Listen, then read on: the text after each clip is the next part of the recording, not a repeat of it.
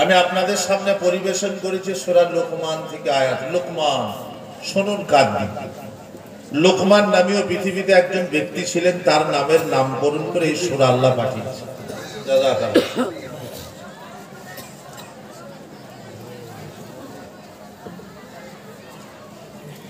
তো লোকমান একজন খুব জ্ঞানী ব্যক্তিত্ব ছিলেন। আল্লাহ পাক তার নামকরণ করে শুধু কোরআনে নয়, তারপরে যে কিতাব অবতীর্ণ হয়েছে আমাদের কোরআনের আগে যে ছিল ইনজিল শরীফ, ইনজিলেও লোকমানের নামে অনেক কথা ছিল।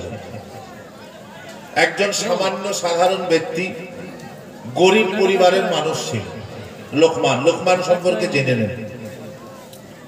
তিনি বসবাস করতেন মিশর এবং সুইডানের মধ্যবর্তী জায়গাতে নৌবিয়া নামক একটি জায়গা, একটা পাহাড়, সেখানে বস্তি আছে। তখন সেখানকার লোকেরা বসবাস করতো, গরিব মানুষেরা। জায়গার নাম ছিল নৌবিয়া। তো সেখানে তিনি থাকতেন। কোনোভাবে কোনো বাদশাহ তাদের উপরে জিহাদ যুদ্ধ করে তাদেরকে হারিয়ে দেয় এবং লোকমানে হাকিম সহ বহু লোককে তারা বন্দি করে নিয়ে গিয়ে গোলাম করে দেয়। আগেকার দিনে কৃতদাস হতো, গোলাম বাজারে বিক্রি হতো, তো গোলাম করে নিয়ে যায়। তো লোকমানে হাকিমকেও গোলাম করে নিয়ে গেছে, বাজারে বিক্রি হয়েছে। বাজারে মিশরের এক বড় ভদ্রলোক, বড় ধনী মানুষ এবং খুব পরেশগার, খুব জ্ঞানী মানুষ তাকে কিনেছে। লোকমানে হাকিমের হাবশি মানুষ, কালো মানুষ, মোটাপাড়া মানুষ, কিন্তু তার ব্যবহারে, তার বুদ্ধি বিদ্যাতে অত্যন্ত সে আনন্দিত, খুশি ছিল। লোকটি, মালিকটি খুব ভালোবাসত, ওকে গোলাম হিসাবে দেখতো না, সন্তানের মতোই দেখত। লোকমানে হাকিমকে একদিন পরীক্ষা করার জন্য তার মনিব একটা দুম্বা দিলে। বলে লোকমান, বলে যে হুজুর, বলে এই দুম্বাটা নিয়ে গিয়ে জবাই কর, আর জবাই করার পর এই দুম্বার উৎকৃষ্ট ভালো জিনিসটা নিয়ে এসে আমাকে খাওয়াও। লোকমানে হাকিম নিয়ে গেল, জবাই করলো, আর ওই দুম্বার জিহুব্বা আর দিল কলিজা নিয়ে এসে রান্না করে খাওয়ালো। ঠিক কয়েকদিন পরে আবার একটা দুম্বা দিল। তো বলে লোকমান, তুমি যাও, এই দুম্বাটাকে জবাই করে আগের দিনে উৎকৃষ্ট জিনিসটা খাইয়েছো, আজকে সবচেয়ে নিকৃষ্ট জিনিসটা খাওয়াও।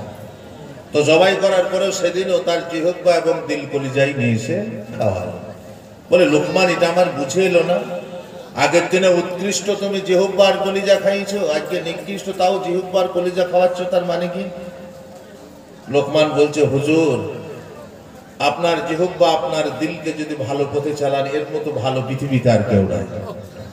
আর আপনার জিহ্বা আর আপনার কলুবকে যদি অন্যায় পথে পরিচালিত করেন, এর মতো শত্রু পৃথিবীতে আর কেউ নাই। লোকমানে হাকিমের এই কথা শুনে অত্যন্ত আনন্দ পেল, খুশি হলো। সত্যিই তুমি জ্ঞানী, যাও, তোমাকে আজ থেকে আমি আজাদ করে দিলাম, মুক্ত করে দিলাম। যখন মুক্ত করলে, কিছু টাকা পয়সা দিলে, কিছু কাপড় চোপড় দিলে, পোটলাই করে বেঁধে ঘাড়ে নিয়ে বাড়ি থেকে বের হয়ে চিন্তা করছে, আল্লাহ, আমি তো আজাদ হয়ে গেছি, মুক্ত হয়ে গেছি, দেশ তো আর ফিরে যেতে পারবো না, চিনি না, রাস্তা দিয়ে হাঁটি, যেখানে আমার ঠ্যাক খাবে সেখানেই একটা বাসা বাঁধবো। রাস্তা দিয়ে হাঁটছেন, আব্বা মায়ের কথা সব, তারা কোথায় আছে না আছে। লোকমান হাকিমের আব্বার নাম ছিল বাউর, তার আব্বার নাম ছিল বাফুর, তার আব্বার নাম ছিল তারিক। তো রাস্তায় হাঁটতে হাঁটতে দুপুরবেলার সময় অত্যন্ত রৌদ্র, গরম লেগেছে। একটা খুব ঝাঁপালো গাছ আছে মাঠে, কেউ নাই, মানুষ নাই। তো গাছের নিচে নিজের পোটলাটা দিয়ে মাথায় দিয়ে শুয়ে পড়েছে, আর শুয়ে পড়েছে, আর ঘুমিয়ে গেছে। ঠান্ডা হাওয়া পেয়েছে, ঘুমিয়ে গেছে। আর ঘুমানোর সঙ্গে সঙ্গে স্বপ্ন দেখছে যে একজন সুন্দর মানুষ দুটি ডানা লাগিয়ে, মানে ফেরেশতা, এসে সামনে দাঁড়িয়ে বলছে, লোকমান। বললে বলো। বললে আল্লাহ পাক তোকে পছন্দ করে, তোর জন্য দুটো অপশন আছে, দুটো জিনিস আছে, দুটোর মধ্যে একটাকে চুজ করতে পারিস, একটাকে পছন্দ করতে পারিস, নির্বাচন করতে পারিস। বলে বলো। বলে এক হচ্ছে, তুই যদি চাস আল্লাহ পাক তোকে জুলকারনাইন এবং মুখতে নাসারের মতো সারা পৃথিবীর বাদশা বানিয়ে দেবে, সূর্য ওঠা থেকে সূর্য ডোবা পর্যন্ত সারা পৃথিবীর তো প্রশাসক হয়ে যাবি, বাদশা হয়ে যাবি। এক। দুই নাম্বার, তুই যদি এটা না চাস, দ্বিতীয়টা চাস। বলে দ্বিতীয়টা কি? বলছে তুই যদি চাস আল্লাহ পাক তোর জন্য হিকমত এবং ইলমের দ্বার তো খুলে দেবে। লোকমান হাকিম কোনো চিন্তা না করেই বললে, আমার প্রয়োজন, আমি দেশ চাই না, প্রশাসক হতে চাই না, প্রশাসনিক ব্যবস্থাকেও পরিচালনা করতে চাই না, জুলকারনাইনের মধ্যে পৃথিবীর ইমাতা উমাতা দৌড়তেও চাই না। আমি শুধু চাই কি আল্লাহ পাক আমাকে হিকমত দে, জ্ঞান দে। জ্ঞানের এত দাম, জ্ঞান প্রচুর জিনিস, প্রচুর দামি জিনিস, মানুষ বুঝে না। তো লোকমানে হাকিম জ্ঞানকে চুজ করলেন। আল্লাহ বলেছেন এই সূরাতে আছে, ওয়ালাকাদ আতাইনা লুকমানাল হিকমাতা আনিশকুরু লিল্লাহ। আমি লোকমানে হাকিমের জন্য জ্ঞানের দরওয়াজাকে উন্মুক্ত করে দিয়েছি আর দান করেছি। আর বলেছি জ্ঞানে জ্ঞানান্বিত হলে যত জ্ঞান বাড়বে তত আল্লাহর কৃতজ্ঞ হয়ে যাও। এই জন্য দেখা যায় জ্ঞানী ব্যক্তিরা অত্যন্ত সহিষ্ণুপূর্ণ হয় এবং নরম প্রভাবের হয়। জ্ঞানী ব্যক্তিরা তারা অত্যন্ত নরম প্রভাবের হয়, তারা অত্যন্ত আপনার ভদ্রচিত হয়। জ্ঞানী মানুষের দ্বারাতে কখনো উচ্ছৃঙ্খল ব্যবহার পাওয়া যায় না। জ্ঞানের এত দাম। কথা বলতে বলতে মনে পড়ে গেল হযরত ওমর ফারুক রাদিয়াল্লাহু তাআলা আনহু, তিনি যখন ক্ষমতায় বসলেন, তিনি যখন খলিফা হলেন, খলিফা হওয়ার দ্বিতীয় বর্ষে বর্ষপূর্তি অনুষ্ঠানে সমগ্র বড় বড় সাহাবাদেরকে একটা হলে জমা করলেন, একটা বড় ঘরে জমা করলেন। জমা করার পরে সমস্ত লোকের সামনে বাদশা খলিফা আমিরুল মুমিনিন উঠে দাঁড়িয়ে বলছেন, ও আল্লাহর নবীর সাহাবাগণ, আল্লাহর নবীর বন্ধুগণ, আল্লাহ নবীর সহচরগণ, ওগো আল্লাহর নবীর প্রেমিকগণ, আমি আপনাদেরকে একটা প্রস্তাব রাখছি, প্রস্তাবটা শুনুন। বলছে বলুন। বলে আপনাদের কাছে প্রস্তাব হচ্ছে তামান্নাও, আপনারা সবাই আশা করুন কে কি রকম আশা করতে পারে আজকে আমি ওমর দেখব। আপনাদের আশা কি কি হয় দেখব। ফাকামা আহাদুন, একজন ব্যক্তি আশা করার জন্য উঠলো আর বলল, বলো তোমার আশাটা শুনি।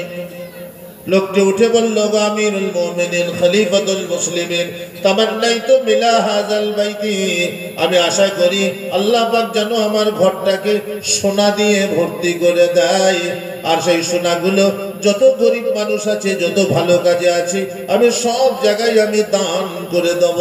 আল্লাহ যেন আমার ঘরটা সোনা দিয়ে ভরে দেয়, সব সোনা আমি ভালো রাস্তাতে খরচ করে দেব। হযরত ওমর বললেন, তোমার আশাটা ভালো, কিন্তু আমি ওমর পছন্দ করলাম না, তুমি বসো।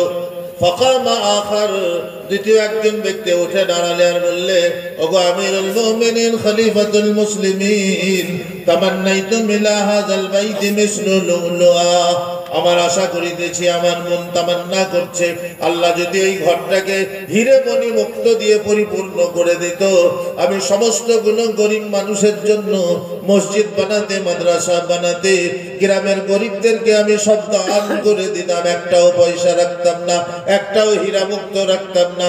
এটা আমার দিলের আশা। হযরত ওমর বললেন, এটা ভালো, কিন্তু আমি পছন্দ করলাম না।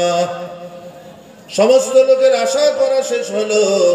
অবশেষে হযরত ওমর দাঁড়িয়ে বললেন, আজকে এখানে বড় বড় সাহাবা আছো, তা সত্ত্বেও আমি বলছি যেন বেয়াদবিকে মনে করো না। হযরত ওমর দাঁড়িয়ে বললেন, আমি আমিরুল মুমিনিন খলিফাতুল মুসলিমিন, আমি একটা আশা করছি, আমার আশাটা কেমন হয় দেখো। বললেন করুন। উনি আশা করছেন, তামান্নাইতু মিলা হাযাল বাইতি মিসলু রিজালা ওয়া আবু উবাইদা ইবনে জাররাহ ওয়া মুআয ইবনে জাবাল ওয়া আম্মার ইবনে ইয়াসির রাদিয়াল্লাহু আনহুম আজমাইন।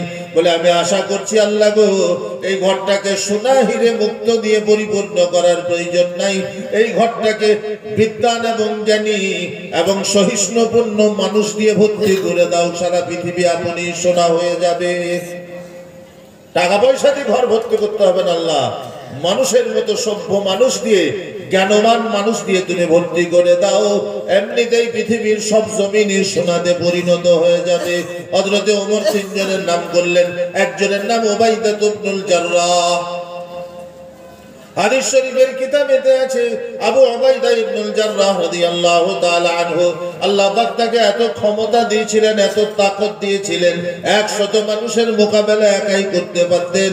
দুরন্ত ঘোড়াকে ছুটে ধরে কাছাড় মেরে ফেলে দিতে পারতেন। শুধু তাই নয়, তিনি বলেছিলেন, পৃথিবীর যদি একটা কোণা থাকতো, আমি ঘাড়ে করে চাগিয়ে দেখতাম পৃথিবীটা কত ভারী। কত ক্ষমতার অধিকারী, তার সঙ্গেও নবীজির স্বপ্নে যখন ইসলাম গ্রহণ করে মাথাটা ঝুঁকিয়ে দিল। আল্লাহ রাসূল সাল্লাল্লাহু আলাইহি সাল্লামের কথা তার অবমাননা করার কোনো উপায় ছিল না। এত ক্ষমতা থাকা সত্ত্বেও কোনো মানুষের প্রতি না হোক এতটুকু ছিটাও দেয়নি।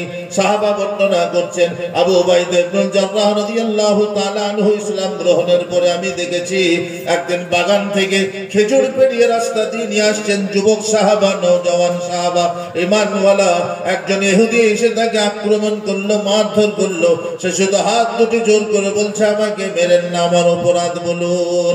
সাহাবা বলছেন, যদি আবু উবাইদা ইবনুল জাররাহ যদি ইমানওয়ালা না হতো, ওই ইহুদিকে সঙ্গে সঙ্গে ঠুকে মেরে ফেলতো। জিজ্ঞাসা করলাম, ওগো আবু উবাইদা ইবনুল জাররাহ, তুমি কেন তার উপর আক্রমণের প্রতিশোধ নিলে না? সঙ্গে সঙ্গে বললে, আল্লাহর রাসূল শুনিয়েছে আমাদেরকে কোরআনের আয়াত, ওয়া কাতাবনা আলাইহিম ফিহা আন্নান নাফসা বিন নাফসি ওয়াল আইনা বিল আইনি ওয়াল আনফা বিল আনফি ওয়াল উযুনা বিল উযুনি ওয়াস সিন্না বিস সিন্নি ওয়াল জুরুহা কিসাস ফামান তাসাদ্দাকা বিহি ফাহুয়া কাফারাতুল্লাহ। যদি কেউ তোমার নাক নষ্ট করে দেয়, তোমার প্রতিশোধ হিসাবে তার নাক নষ্ট করে দাও।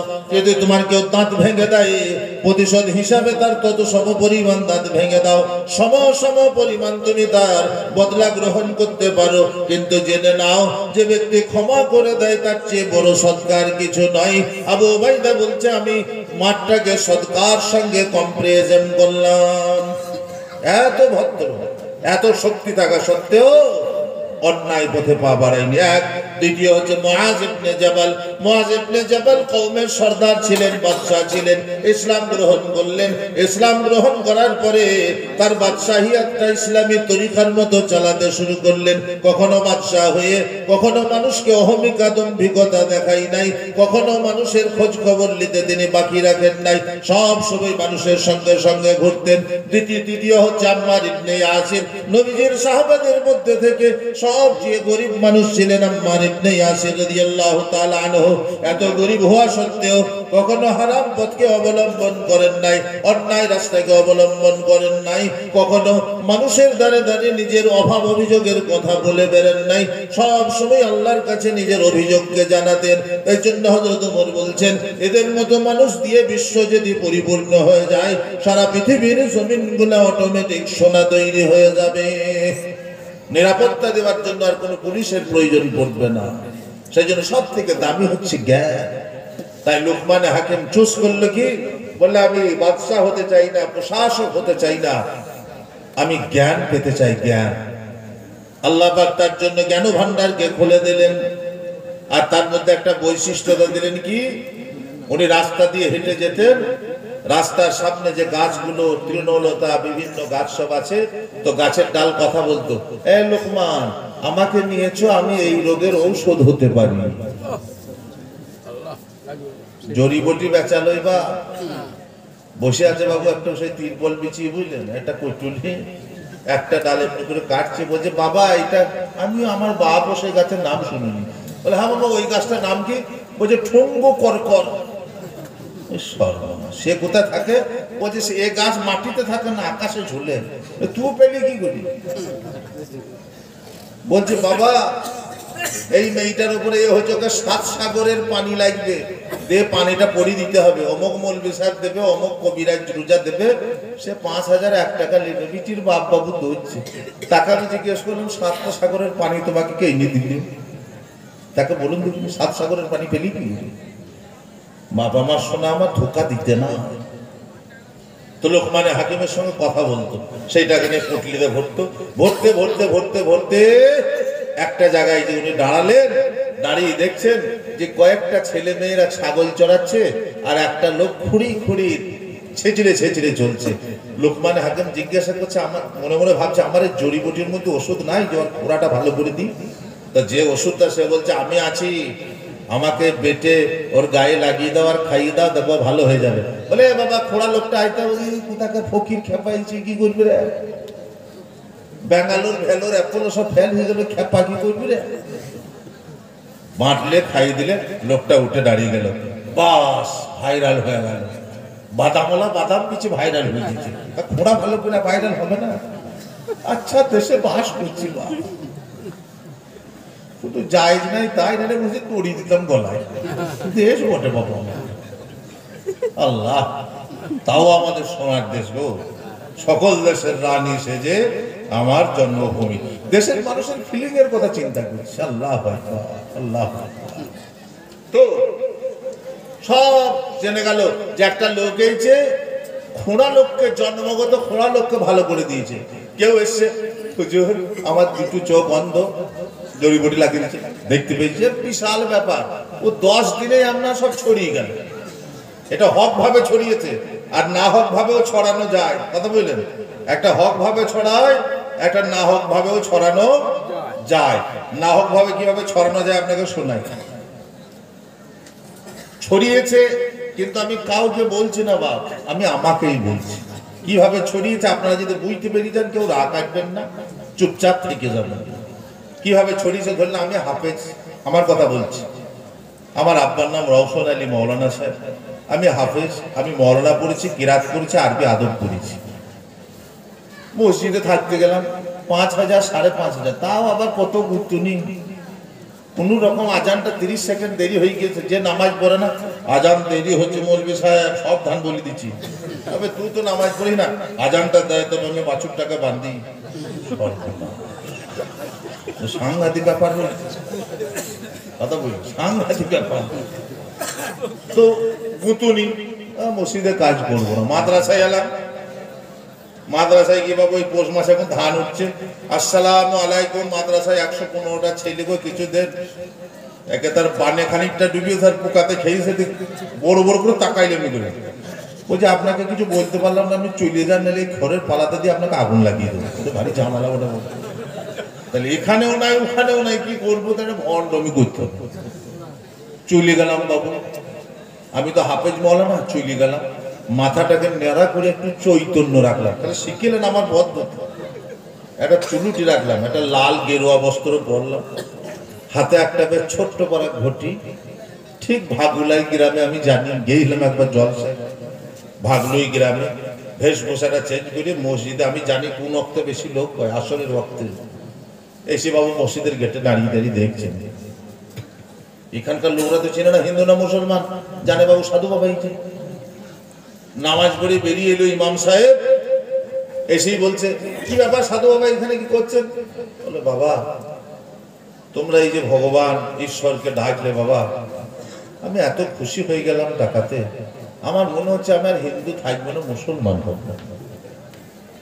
আমি ভ্যাকার মতো করছি তো। ভাগলুই গ্রামে ছিল, আরে সর্বনাশ, জলসা কমিটি তাড়াতাড়ি এসো, এটা বিরাট সাধু মুসলমান হবে। নিয়ে এসে মাথায় চুলুটি কেটে দিলে, সাদা লুঙ্গি জামা কোথা থেকে হাজির হয়ে গেল, বুঝতে পেরেছেন? গা ধুয়ে দিলে, কলমা পড়িলাম, মুসলমান হয়ে গেলাম। গায়ের লোক বললে, বাবা এত বড় লোক যখন মুসলমান হইলো, ইমাম সাহেবের ঘরেই ও থাকুক, আর একটা জায়গায় দুটো করে পালি চালু করে দাও, একটা ওই মাথায় আসুক, একটা এই মাথায় আসুক। চালু হয়ে গেল, বেশ খেয়েছি বাবু, তোরজোর করে কেরামতি দেখাই হবে তো। ইমাম সাহেবকে আমি বলছি, জি আপনি যে কিতাব পড়েন মসজিদে কোরআন, ওই আমাকে শেখান। বলে, ঠিক আছে, কায়দা থেকেই শুরু করো, আলিফ বা তা সা চলছে আমার পড়া, ইয়া পর্যন্ত গেছে আমার, বুঝলেন? এবারে ভ্যাকটা শুরু করছে, ইয়া পর্যন্ত গেছে। রাত্রিতে 12:30 বাজে, হো করে চিৎকার করে উঠল। ইমাম সাহেব চৌকি আছে, কি হলো কি হলো বাবা? এক গ্লাস পানি দেন। পানি দিলে ঢক ঢক করে খেলা। বলে, কি হলো রাত্রিতে, কোন শরীর খারাপ করলো? বললো, না মৌলভী সাহেব, আমি শুয়েছিলাম, হঠাৎ দেখছি একটা লোক বিরাট বড় একটা সোনার পালকিতে করে একটা কোরআনকে নিয়ে এলো, তার সঙ্গে 70,000 লোক এলো, এসে কোরআনটাকে আমার বুকে টিপিয়ে ভরিয়ে দিলেন, আর আমি হাফেজ হয়ে গেলাম এক রাতেই। তাই নাকি? তাই বলে হয় নাকি? ধরুন, ইমাম সাহেব ধরছে, আমি তো হাফেজ, ফটাফট চালিয়ে দিচ্ছি, ধরছে আর চালাইছি। বাপকেও রাখে, আমি আমাকে বলছি, বাপ ধরছে আর চালিয়ে দিচ্ছি, যেখানে ধরে লে। ইমাম সাহেব আর ঠিক থাকতে পারছি না, সর্বনাশ, আমার ঘরে তাহলে ফেরেশতা ঢুকিল, সোনার গাড়ি নেই। ও মাইকটা টং টং, রাত 1টা বাজছে না 2টো বাজে, দেখা দরকার নেই। থাকলো ওই গ্রামবাসী, আপনাদের কাছে একটা সুখবর, আপনারা যে যেখানে থাকেন মসজিদ একবার দৌড়ে আসুন। সব চলে এই চলে, কি হলো? বলে, এই দেখো মজা, দেখো এক্ষুনি হাফেজ হয়ে গেল। তাই নাকি? বলে, শোনো, সে কোরআন পড়ছে তো একবার, দারুণ হাফেজ তো। সব বলে, ইমামের পাশে একটা খাট লাগা, দামোদার সুতি দিস না, আশপাশে মোটামুটি দামোদারি করে গোটা গুড়ি গায়ে প্রচার হয়ে গেল, এক রাতে হাফেজ, লোকের আনাগোনা শুরু হইল। আলাদা তাকে জায়গা দিলে ইমাম সাহেব তার খেদমত খাতির করতে লাগলো, গ্রামের লোকও করলো। ঠিক দিন 15 পরে দেখছি আজকে আবার লিখতে হবে একটা। কি হলো? ইমাম পানি রেডি এলে ডক ডক ডক ডক বলছে আজকে কি স্বপ্ন দেখলাম জানো? বলে কি? বলে দেখলাম 7টা গাধার গাড়ি করে 7 গাড়ি কিতাব নিয়ে এসে আমার বুকে ঠেলি ঠেলি ভরি দিল, আর আমি মৌলানা হয়ে গেলাম। তাই নাকি? হ্যাঁ। বলছে বেশ, গায়রমনি সাহেবের এরা বলো তো, বলে দিয়েছেন আসমাই সিদ্ধায় মোকাব্বরা কাকে বলে, চালিয়ে দিয়েছি আমি। এই বুখারী শরীফের এই মানেটা বলো তো, চালিয়ে দিয়েছি। উনি পড়েছি তো, আমি উত্তর প্রদেশে পড়েছি তো, আমি পড়েছি। ওই ইমাম সাহেবের মাথা ঠিক নাই, ফট ফট ফট ফট, তাড়াতাড়ি আসুন দেখুন সর্বনাশ হয়েছে, সাধু বাবা আজ আবার মৌলবি হয়ে গিয়েছে। গায়ের লোক তো হচ্ছে, বুঝলেন? এই লোক সবাই বলছে রেডি থাক, পানি নিয়ে রেডি থাক, কবে আর কি হবে না। হাফেজ হলাম, মৌলবি হলাম, কারি হলাম, সব এক রাতে হয়ে গেলাম। এবার আপনি নিজের বিবেককে জিজ্ঞাসা করে বলুন, ভাগলুই গ্রামে একটা তো সরকার রাস্তা ত্রিফলা লাইট তো দেবে, বিরাট ব্যাপার হয়ে গেল। 2 নাম্বার হচ্ছে গ্রামের লোকের করি খবর একটা রোজগারের ব্যাপার হয়ে গেল। লোক আসবে হুজুরের পানি ভরা লিখে, পানি কিছু করতে হয়েছে, ফু সব পানি হয়ে গেল। বললে এত পানি ভরা তো লাইনে হচ্ছে না। গ্রামের লোক 1 গ্লাস পানি নিয়ে আসতে লাগলো, ট্যাঙ্কিতে ভরতে লাগলো। বলে চলে আয় হুজুরের পানি পরে 101 টাকা করে নিয়ে যা, ব্যবসা শুরু হয়ে গেল। তাহলে মুড়িদারের অভাব হবে? কথা বুঝলেন? বা সাজিলে হবে না, হকিকতের হইতে হবে। বন্ধু আমার শোনার চান, আল্লাহওয়ালা নেক বাপ আমার তো বললে যাকে দেয় তারই ভালো হয়ে যায়। লোকমান হাকিম, কথা বুঝলেন? ছড়িয়ে গেল কথা, দেশ দেশান্তর থেকে লোক, সেই গ্রামের লোকরা তাকে রেখে দিলে। বাদশাহ রাজা থেকে আসতে শুরু করলো, বিভিন্ন লোক আসা যাওয়া করতো। তিনি সকলকে হেকিম ওষুধ দিতেন, নাম ছিল লোকমান হাকিম। বন্ধু আমার, লোকমান হাকিম বিবাহ করলেন, বিয়ে হলো, 4টি পুত্র সন্তান হলো। বড়টির নাম রাখলো হাসান, অত্যন্ত ভালোবাসতো। কোরআন শরীফে 14টি উপদেশ দিয়েছে ইয়া বুনাইয়া শব্দ দিয়ে। এই 14টি উপদেশ তার প্রিয় পুত্র হাসানকে করেছিলেন। সে সম্পর্কে আরো কিছু বলবো, আগে শুনেলি। তো লোকমান হাকিম সেদিন থেকে নিয়ে 1000 বছর পৃথিবীতে বেঁচে ছিলেন। 1000 বছর, 1000 বছর আল্লাহ হায়াত দিয়েছিলেন। তার মানে কি গো? লোকমান হাকিমকে 1000 বছর হায়াত দিয়ে আল্লাহ পাক জানাতে চাইলেন, ও বিশ্ববাসী, তুমি যদি অন্যের কল্যাণ করো, মঙ্গল করো, কারো যদি ক্ষতি না করো, আমি আল্লাহ তোমার হায়াতে বরকত দেব। আগেকার লোকেরা বাবু 90-95 বছর বয়সে মাঠে নাঙ্গলটা গিয়েছে, আর এখনকার বাবু 38 বছর 34 বছর বয়স, নাঙ্গল লাগানো তো দূরের কথা, কলে পানি টিভি খেতে পাচ্ছে না। কথা বুঝলেন? মেরে প্যারে বুজুর্গ দোস্ত, তো আল্লাহ হায়াতকে বাড়িয়ে দেবে যদি অন্যের উপকারে আসা হয়। যদিও তিরমিজি শরীফের একটি হাদিসে আছে, আল্লাহ রাসূল ইরশাদ করেছেন, ওমা সাদু উমরুহু ইল্লা বিররিল ওয়ালিদাইন। বিশ্বের কোন মানুষ যদি তার বয়সকে বাড়িয়ে নিতে চায়, সে যেন মা বাপের খেদমত করে, মা বাপের সেবা করে, আর প্রতিবেশীদের যেন উপকার করে। আল্লাহ তার হায়াতকে, আল্লাহ তার আয়ুকে বাড়িয়ে দেবে। সুবহানাল্লাহ, আলহামদুলিল্লাহ। কথা বলেন, ভালো মানুষ ভালো মানুষের খেদমত করতে হয়। আল্লাহ 1000 বছর হায়াত দিয়েছিলেন। 1000 বছর পরে ইসরায়েলের প্যালেস্তাইনের একটি জায়গাতে যিনি ইন্তেকাল করেন, আলহামদুলিল্লাহ খুব জ্ঞানী মানুষ ছিলেন। আল্লাহ পাক তার নামে শুধু আমাদের কোরআনে দেননি, ইনজিলেও লেখা আছে। সাদা পন্দে লুকমান বলে শেখ সাদি রহমতুল্লাহ আলাইহি 100 লুকমান হাকিমের উপদেশকে গ্রহণ করেছেন। বলে কেন? পৃথিবীতে এত লোক থাকতে আল্লাহ পাক লুকমান হাকিমের কথা কোরআনে নিয়ে আসলে নামে সূরা হয়ে গেল। বলে তার বিশেষ কিছু গুণ ছিল। তার মধ্যে প্রথম গুণ, সে মানুষের উপকার করতো, কারো কাছে পয়সা তলব করতো না। মৌলানা সাহেব ছেলে কাঞ্চে তাবিজ দেন, লিয়ে 200 1 টাকাই কথা তিনি বলতেন না। কেউ হাদিয়া দিলে নিতেন না, দিলে নিতেন না। 2 নাম্বার, সে নিজের সন্তান থেকে উপদেশ দেওয়া শুরু করতেন। আমি বক্তব্য করছি, আপনাদের বুঝাইছি, আপনাদের বলছি, আমি আপনাদের শোনাইছি। আমার বাড়ি যদি ফাঁকা হয়ে যায়, আমার বউ যদি বেপরদা হয়, আমার ছেলে যদি আমার কথা না শোনে, আল্লাহ আমাকে বলেছে, আতামুরুনান নাসা বিল বিররি ওয়া তানসাউনা আনফুসাকুম ওয়া আনতুম তাতলুনাল কিতাব। তুমি মানুষকে বলি বলি বেড়াও, তুমি ঘরের বউ বাগাইতে পারছো না, বেটা বাগাইতে পারছো না, কথা বুঝলে বাপ? তো লোকমানে হাকিমের বিশেষ দ্বিতীয় নম্বর গুণ ছিল তার সন্তানকে দিয়ে বুঝাতেন, উপদেশ দিতেন। বাপ যে কথা বলেন না গো, বাপ কথা বলেন না, কথা বললে আমি ভুলে যাই গো। রাতে ঘুম হয় না, কালকে নদিয়া জেলায় ছিলাম, বালি মাদ্রাসা, বালি, তাহলে রাতে ঘুম হয়নি। আবার আজকে আপনার এই বেরিয়ে যাবো, যেতে ভোর হয়ে যাবে। কথা না বললে ভালো হয়, সময় আর নাই তো, কথা বলেন না ভাই, কথা বলিও না, কথা বলবেন না, কান দিয়ে শুনি। শেষের দিকে চলে এসেছি। তো লোকমানে হাকিমের দ্বিতীয় গুণ ছিল কি? দ্বিতীয়, সে তার সন্তানদের উপদেশ দিতেন আর জানিয়ে দিয়ে গেছেন, বিশ্বের যত পিতা আছি আমরা, বাপ আছি, আমাদের জন্য কর্তব্য ছেলের জন্য বাড়ি করা, জমি জায়গা করা যেমন আমি কর্তব্য মনে করেছি, তার চেয়ে বড় কর্তব্য হচ্ছে ছেলেকে দিনের উপদেশ দেওয়া, ভালো কথা শোনানো। আল্লাহ রাসূল বলে গেছেন, মুরু সিবিয়ানুকুম বিসসালাত ইযা সাবআ সিনিন, তোমার সন্তানের যখন 7 বছর বয়স হবে তুমি তাকে নামাজের জন্য তাকে তালকিন করো, শেখাও, অভ্যস্ত তৈরি করো। ওয়াজরিবুহুম ইযা 10 সিনিন, 10 বছর বয়স হলে নামাজের জন্য তাকে জোর করো আর তাকে নামাজ পড়াও, দিনী আকীদা শেখাও। তুমি আব্বা তোমার সন্তানকে উপদেশ দাও, তোমার সন্তানকে দ্বীনের কথা বারবার বলতে থাকো। বলো আব্বা। বাপ বলছে বাবা ছেলের সামনে কথা বলতে পারি না গো, লজ্জা লাগে। ছেলেও বলছে বাপের দিকে তাকাইতে পারি না। ঠিক কিছুদিন পরে দেখছি ছেলে বলছে বাপকে, আবার টানা কাটি আছে গো, লাইট আছে ওখানে, আমার গ্যাসটা পুড়িয়ে গেছে, দাও তো বিড়ি খেতে পেয়েছি না। দিনের কথা বলতে গেলে কষ্ট হচ্ছে, গ্যাসের লাইট চাইলে কষ্ট হচ্ছে। আল্লাহ নেক ভাই, শোনার চাঁদ ভাই আমার, শ্রদ্ধেয় মা জননী, আবার যারা যেখানে আছেন আল্লাহ আপনাদের ভালো রাখুক, বলুন আল্লাহুম্মা আমিন। তো লোকমানে হাকিমের নামে আল্লাহ কোরআন শরীফে সূরা দিয়েছেন একটা। সূরাটি অবতীর্ণ হয়েছে মক্কায়। কোরআনে সূরা আছে কয়টা জানেন? 114টা, বুঝলেন?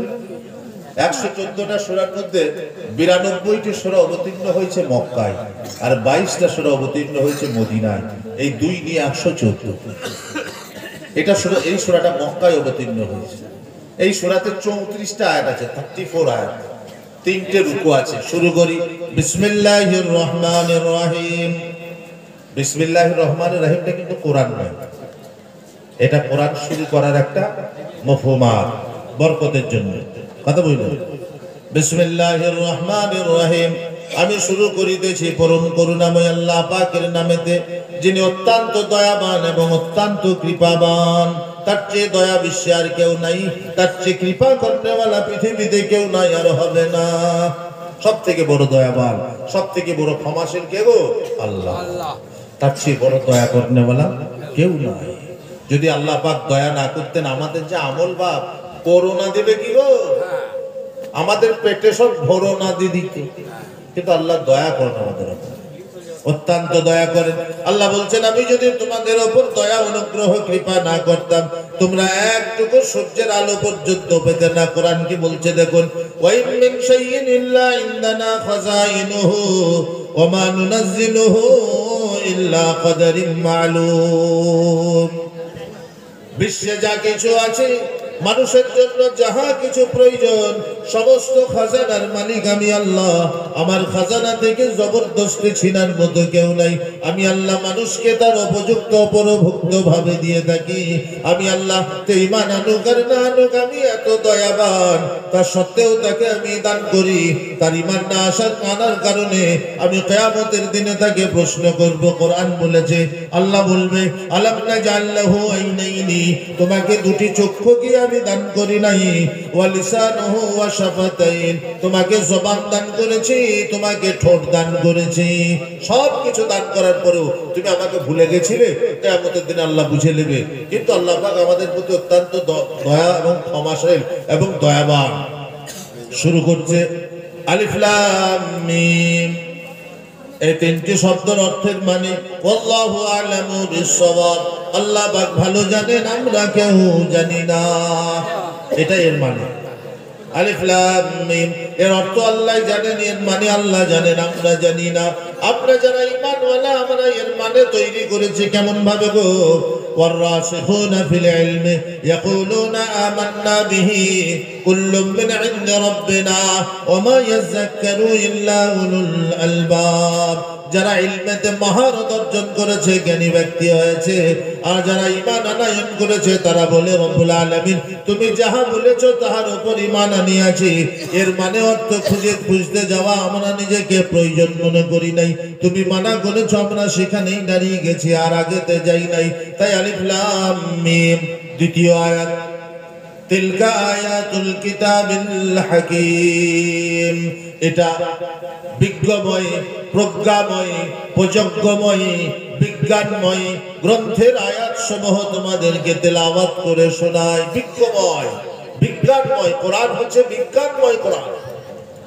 সারা পৃথিবীর উত্থান পতন থেকে শুরু করে নভমণ্ডল ভূমণ্ডল থেকে নিয়ে ঔরজগৎ থেকে সৌরজগৎ পর্যন্ত পৃথিবীর জমিনের সাতবক নিচে থেকে নিয়ে ব্যাটেল জিউস আলফা সেন্ট্রো এ আলফা সেন্ট্রো বি পৃথিবীর সমস্ত বৃহত্তর বৃহত্তমান সবগুলোকে উপলব্ধির গ্রন্থ, উপলব্ধির নিচুর হচ্ছে কোরআন।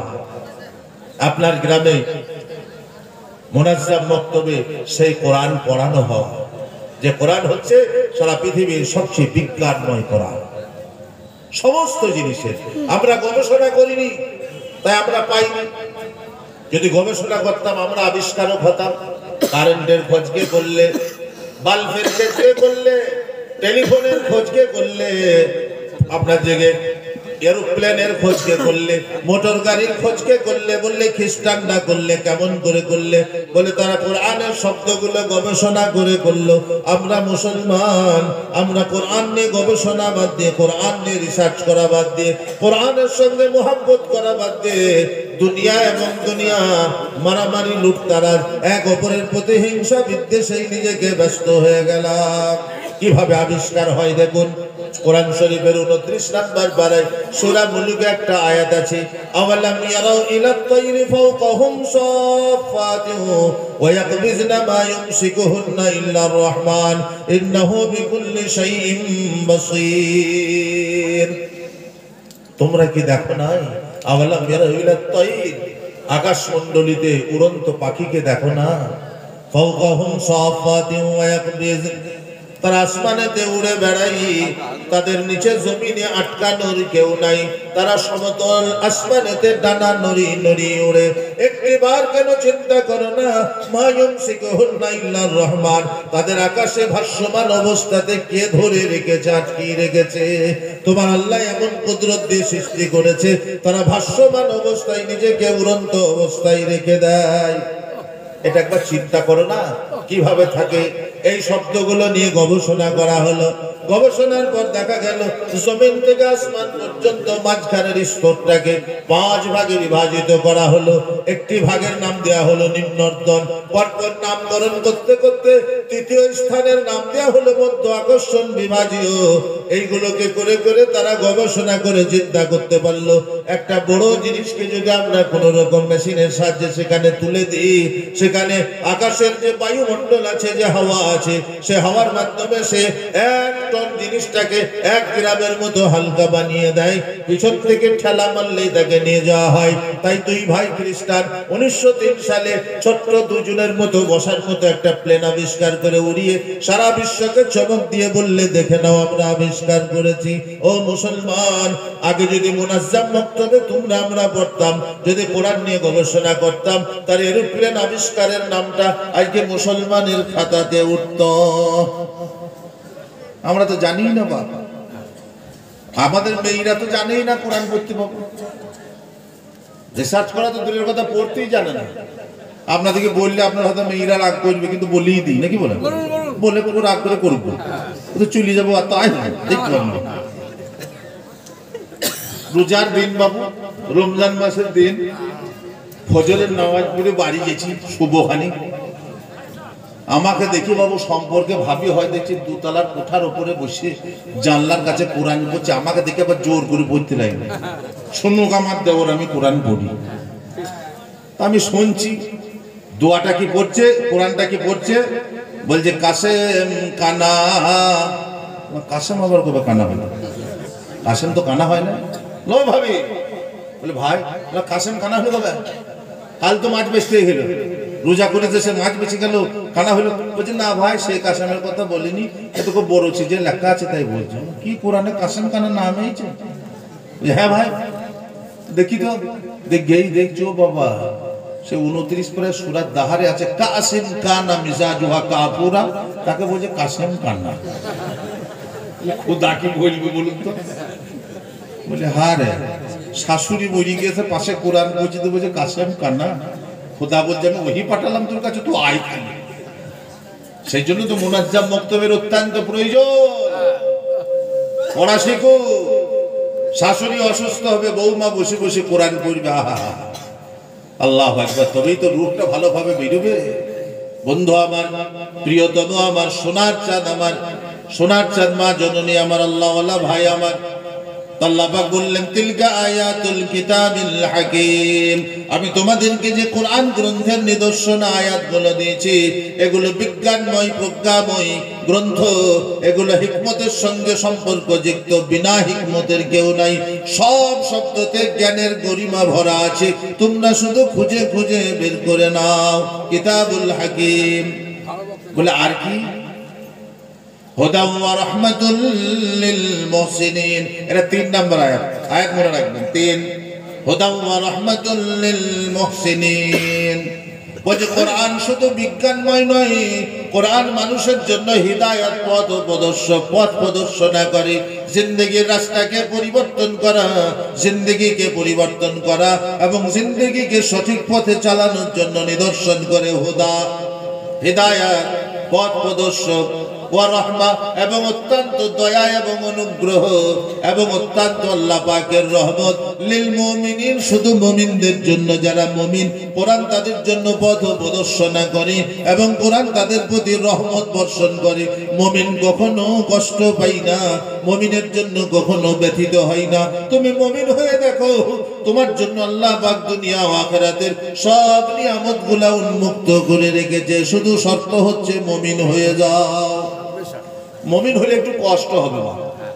হাদিসে আছে কি গো, আদ দুনিয়া সিজনুল লিল মুমিন ওয়া জান্নাতুল লিল কাফির। শব্দগুলো আলাদা করে বলতে হবে। আদ দুনিয়া সিজনুন, সিজনুলও বলা যায়, সিজনুল লিল মুমিন ওয়া জান্নাতুল লিল কাফির। দুনিয়া মুমিনদের জন্য জেলখানার কয়েদির মতো, আর কাফেরদের জন্য স্বর্গ উদ্যান, স্বর্গ সুখ। কোনদিন এটা ভেবে দেখেছে কি রকম করে হয়? আজকে ভেবে দেখি। মুমিনদের জন্য দুনিয়া জেলখানা করে, সব মুমিন যার ইচ্ছা হচ্ছে বর্ধমান যেছে, কাটোয়া যেছে, হাওড়া যেছে, শিয়ালদা যেছে, মালদা যেছে, হাওড়া স্টেশনে জায়গা নাই, খালি সব কেরালার টিকিট নিয়ে বসে আসবেন ব্যাগ। তা মুমিনরা জেলখানায় কোথাও আছে বাবু?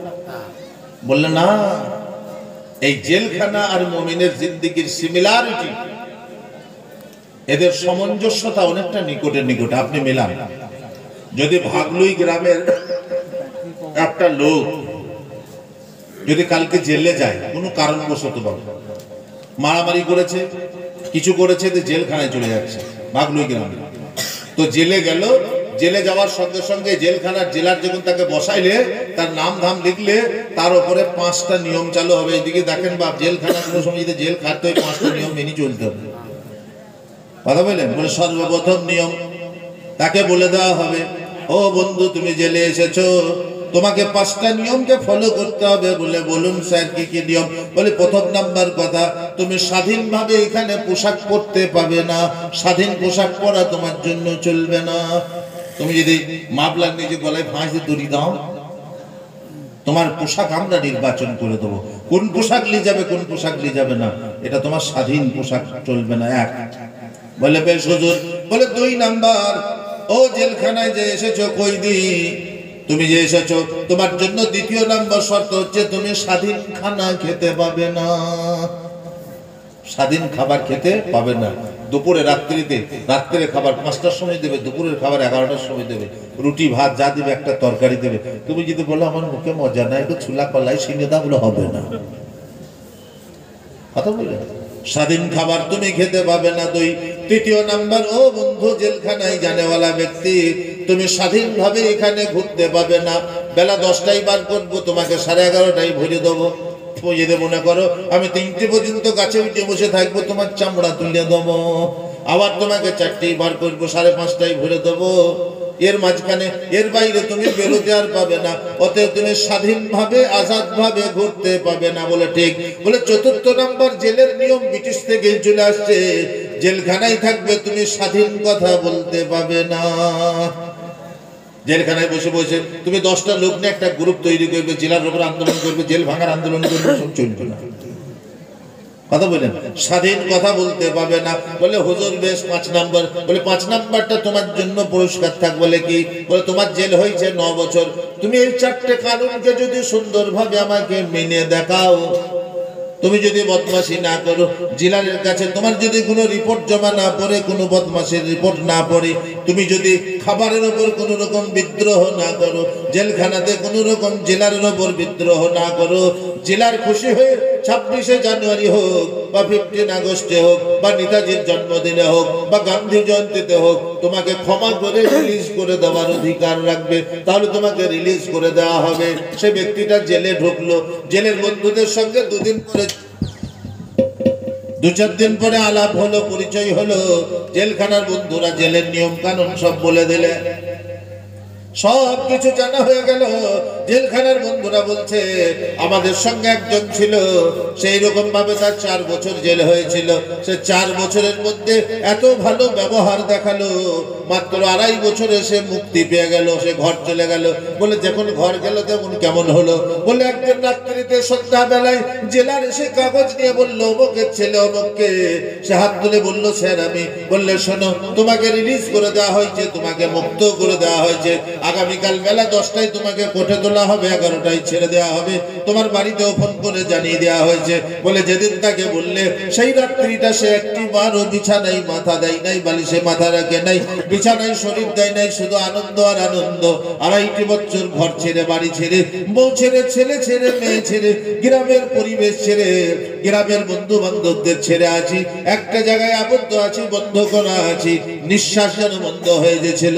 কিন্তু আজ আমি 2.5 বছর পরে আগামীকাল যখন আমার ছাড় হবে, আমি যখন মুক্ত হব, বাসে চড়বো, বাড়ি যাব, আমার কচি বাচ্চাটাকে দেখে এসেছিলাম 6 মাস, তার বয়স 3 বছর, দূরে আব্বা বলে আসবে, কোলে নেবো, 2টি গালে 2টো চুমো দেবো, সবাই আমাকে দেখতে আসবে, বড় আনন্দ।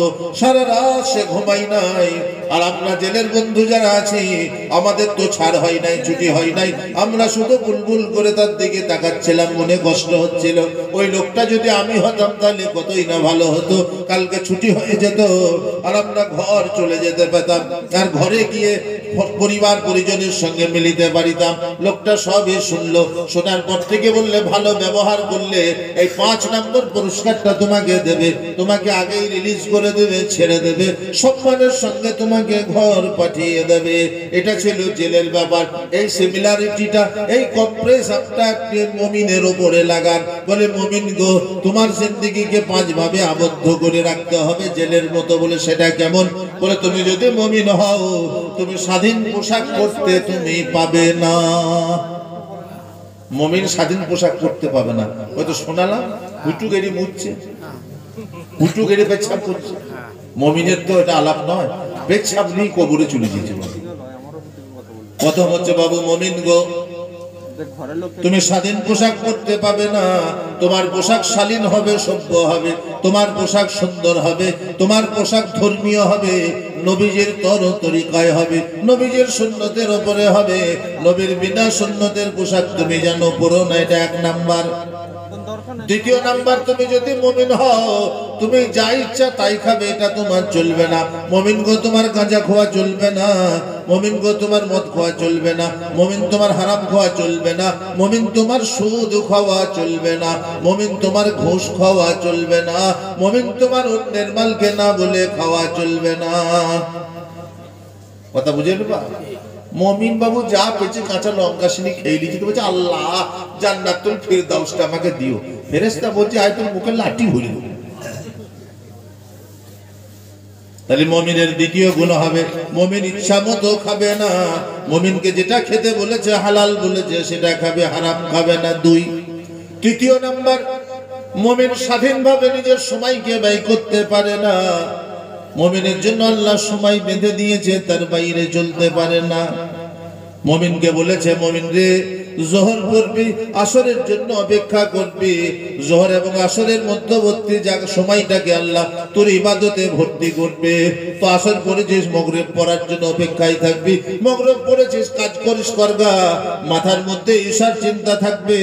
ঈশার নামাজ পড়বি, টিভির রিমোট চালাস না, সিরিয়াল দেখিস না, অন্যায় জায়গায় বসিস না, চুপটি করে খানা খেয়ে ঘরেতে শুয়ে পড়। ফজরের আজানে মুয়াজ্জিন বলবে আসসালাতু খায়রুম মিনান নাওম, ধরাপ করে উঠে পড়, ওযু কর, গোসলের প্রয়োজন থাকলে গোসল কর, মসজিদে যা নামাজ আদায় কর। তুই যখন মসজিদে নামাজ আদায় করবি, আমি আল্লাহর ইজ্জত ও বুজুর্গিয়াতের কসম, ঈশা থেকে নিয়ে ফজর পর্যন্ত মাঝখানে যেটা ঘুমালি সেটাকে তোকে নেকি দিয়ে পরিপূর্ণ করে দেবো। বলুন সুবহানাল্লাহ। এটার নাম হচ্ছে মুমিনের টাইম। মুমিন তোমার জন্য স্বাধীন টাইম নাই। মন হলো একদিন মসজিদে গেলাম, মন হলো কোথাও ঘুরতে চলে গেলাম, মন হলো এখানে চলে গেলাম, ওখানে চলে গেলাম, যেখানে যাবে যাও, কিন্তু তুমি সময়ের জন্য স্বাধীন নয়। নামাজের টাইম আসলে নামাজটা পড়ে নাও। নামাজের এত গুরুত্ব কথা বলি না। আগো চাচাই নামাজ পড়লে না বাবু, কই দেখলাম, দেখতে পেলাম না।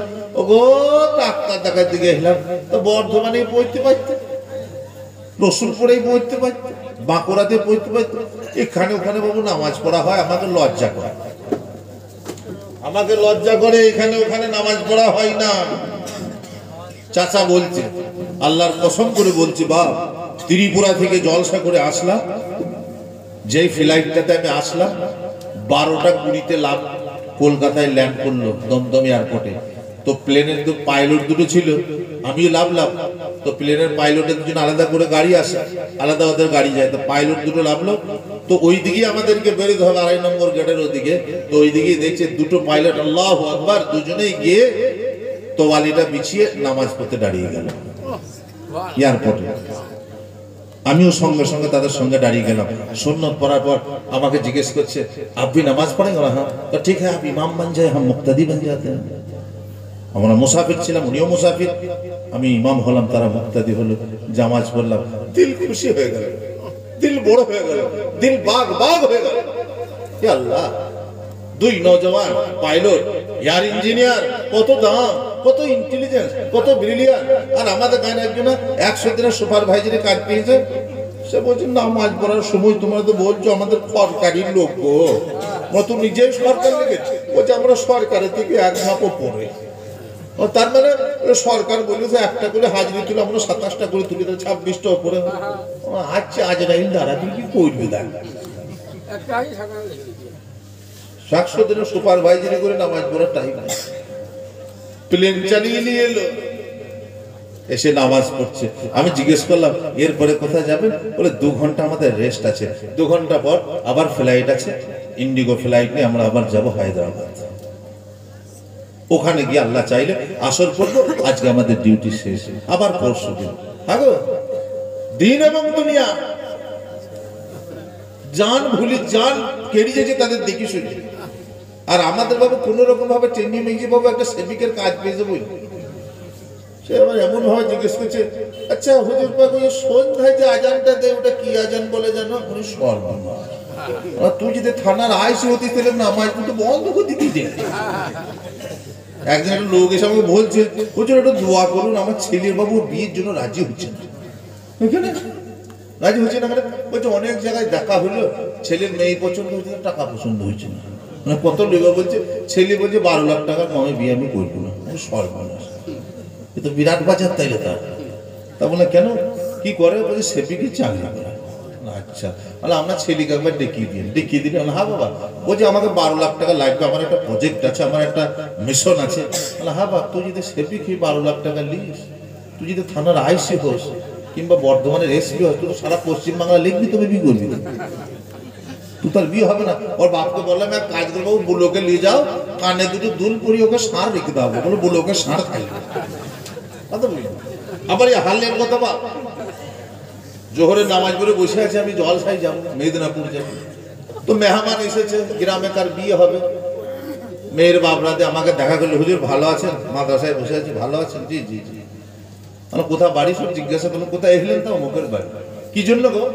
বললে আমার মেয়ে ওর ছেলে পছন্দ করা করে হয়ে গেছে, সব হয়ে গেছে, শুধু একটা মোটর সাইকেলে আটকে আছে।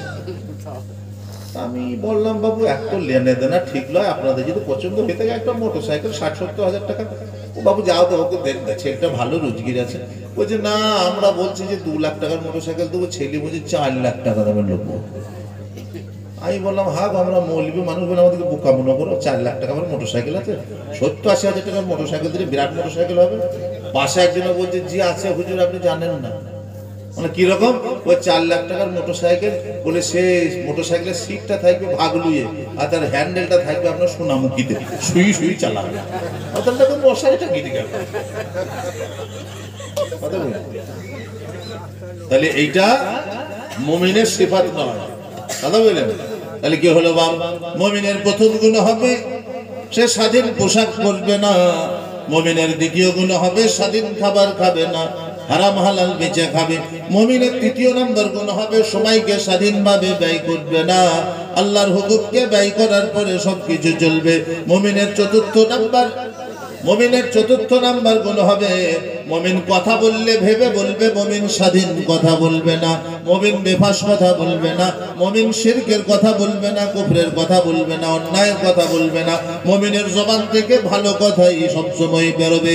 ক্বালা নবী সাল্লাল্লাহু আলাইহি ওয়াসাল্লাম, আল্লাহর রাসূল সাল্লাল্লাহু আলাইহি ওয়াসাল্লাম ইরশাদ করিয়াছেন, শোনো গো, তুমি মুখে থেকে কথা বললে ভালো কথা বলো, নালে চুপ থাকো।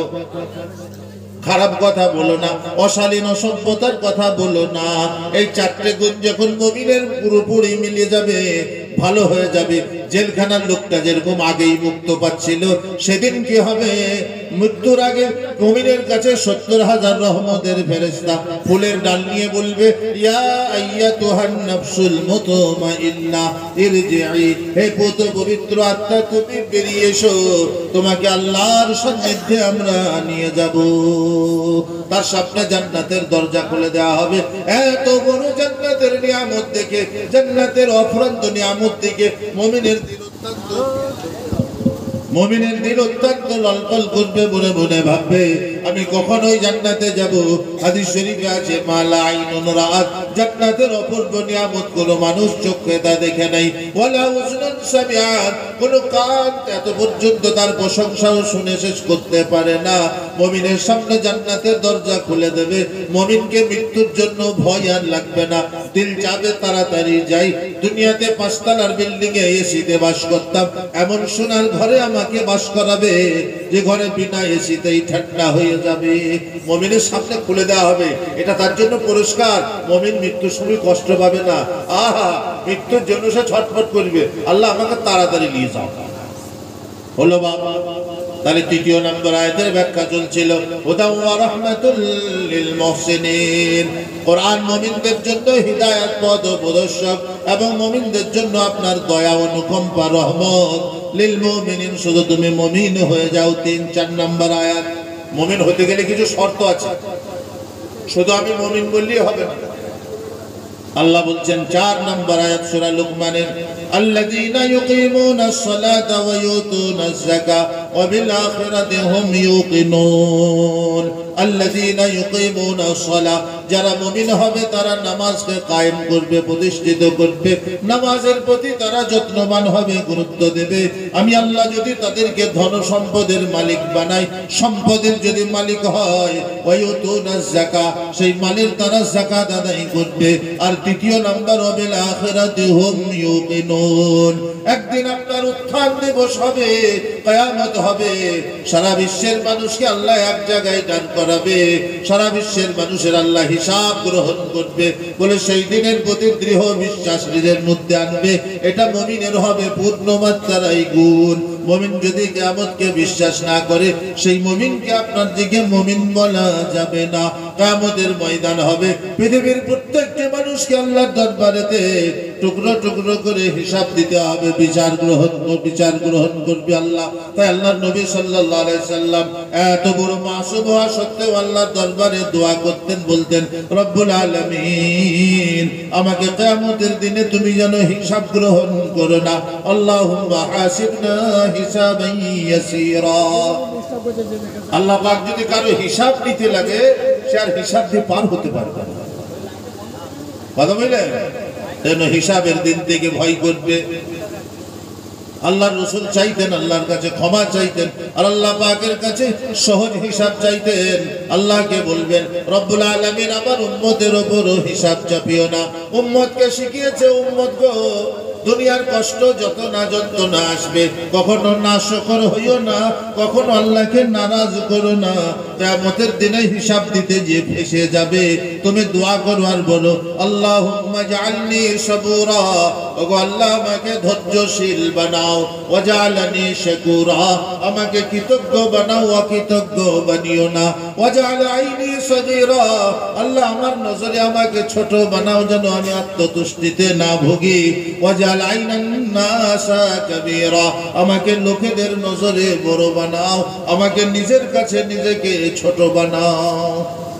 যে মানুষ নিজেকে বড় বানিয়ে ফেলে, নিজেকে যদি মনে মনে করে ভাগলুই গ্রামে আমার মতো আসে গেলে আমি সব থেকে শিক্ষিত, আমি সবচেয়ে জ্ঞানী, যেদিকে মনে করে সে অবিকল একদম অবশ্যম্ভাবে সে শয়তান হলুক বলে। নিজেকে আত্মতুষ্টি যেটাকে বলা হয়, আত্মদম্ভিকতা, এটা কখনো জায়েজ নাই, বৈধ নয়, আপনাকে নোংরা করে দেবে। ওই জন্য আল্লাহ রাসূল দোয়া করতে বলেছেন, আল্লাহুম্মা জাআলনি ওয়াজআল আইনি সাগীরা, আমাকে আমার নজরে ছোট দেখাও, ওয়াজআল আইনান নাসা কাবীরা, আর লোকেদের নজরে আমাকে বড় দেখাও। কথা বুঝে এলো বাপ? সেই জন্য বললেন 5 নম্বর আয়াত হলো আল্লাযীনা ইউকিমুনাস সালাহ, যারা নামাজকে প্রতিষ্ঠিত করে, ওয়ায়ুতুনাজ যাকাত, যাকাত প্রদান করে, ওয়া বিল আখিরাতি হুম ইউকিনুন, এবং আখিরাতের উপর পূর্ণ মাত্রায় বিশ্বাস স্থাপনা করে। 6 নম্বর আয়াত, উলাইকা আলা হুদাম মির রাব্বিহিম ওয়া উলাইকা হুমুল মুফলিহুন, যাদের মধ্যে এই গুণগুলো আছে, যাদের মধ্যে এই শিলিপিটা আছে, যাদের মধ্যে এই নিয়ম ভরসাটা আছে, আল্লাহ পাক তাদের ইশারা করে বলছেন, উলাইকা আলা হুদাম মির রাব্বিহিম, এরা তাদের প্রভুর দেওয়া হিদায়াতের উপরে, পথ প্রদর্শনের উপরে পরিচালিত আছে, এরা গোমরাহ নয়। এবং ওয়া উলাইকা হুমুল মুফলিহুন, এরাই সফল কাম হবে, কামিয়াব হবে, এরা ভিন্ন আর কেউ কামিয়াব হতে পারবে না। সবাই তো দৌড়াচ্ছে বাবু, বলে কিয়ামতের দিনে আমরাই শুধু পার পাবো। কত দল আছে বললে, আগে ছিল ইহুদি আর নাসারা দুজনে মারামারি করত। একদল বলতো ক্বালাতিল ইয়াহুদু লাইসাতিন নাসারা আলা শাই, ইহুদিরা বলতো আমরা হচ্ছে আল্লাহর খাস লোক, নাসারারা কিছুই নয়, কচুর পাতা। নাসারারা বলতো ওয়াকালাতিন নাসারা লাইসাতিল ইয়াহুদু আলা শাই, ওরা কিছুই নয়, নাসারারা কিছু নয়, আমরা ইহুদিরা হচ্ছে আসল। ইহুদিরা বলতো ওয়াকালাতিল ইয়াহুদু উযাইরুন ইবনুল্লাহ, ইহুদিরা বলতো উযাইর হচ্ছে আল্লাহর বেটা, নাউযুবিল্লাহ, আমরা হচ্ছে উযাইরের বেটা, আল্লাহ আমাদের দাদু হয়। নাসারারা বলতো ওয়াকালাতিন নাসারা আল মাসীহ ইবনুল্লাহ, নাসারারা বলতো ঈসা হচ্ছে আল্লাহর বেটা, আমরা হচ্ছে ঈসার বেটা, নাউযুবিল্লাহ, আল্লাহ আমাদের দাদু। আল্লাহ উত্তর দিলেন, যালিকা কাউলুহুম বিআফওয়াহিহিম, এটা ওদের মন্তব্য মাত্র, খারাপ উক্তি মাত্র, অন্য কিছু নয়। আজকের এই যুগেও হয়েছে বাপ, একদল লোক হয়েছে, তারা বলছে বাবা আমরাই কামিয়াব। বলে তোমরা কারা?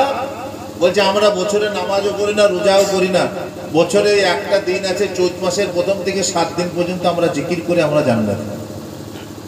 একদল লোক হয়েছে, বলছে কিছুই করতে হবে না, মাসে একবার করে গা ধো, মাথায় জটা বিঁধে রাখ, আর পো পো করে জিকির টান, সকাল সন্ধ্যায় গাঁজা।